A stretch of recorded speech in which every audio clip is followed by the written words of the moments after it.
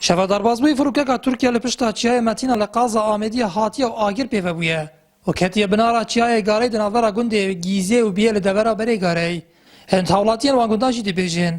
Nêzîkî demjimêr heştî şev bûye û li dîv da firokeyên Tirkiye ew dever bi dijwarî bordûman kirîne.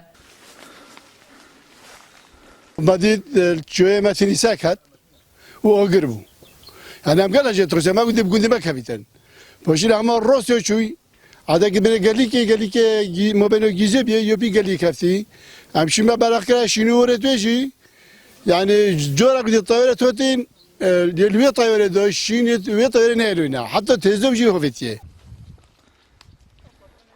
Mobeno Gîzê û yapakê em zonî o gelê çû dengê pişingî jî tayora qas filêkirî mobeno gundê Gîzê takriben Nepalê mezin edile doyn û em êsah kiriye yani cihê wê menda poştê cihoz û tiştê wê Swêdê doyn bes biz tayora paqondî yani gela sorû xuremê lê kirîn hatta çebî tizova vitê çünkü o gelê berbûye doroborî ya wî reş kirî.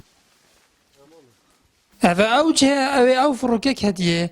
Lê ji ber bordûmana firokeyên Tirkiye li demê ketina wê firokê tinê çend parçekên biçûyîk jî mayne. û ziyaneke mezin jî bi daristana deverê gihandiye.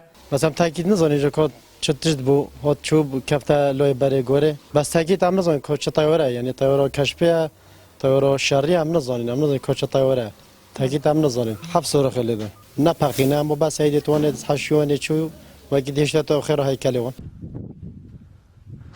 Berpirsê ragihandina hebekê jî ew çende bû ên ardî piştrast ku firokek li devera zapê hatiye û ketiye devera berê garê.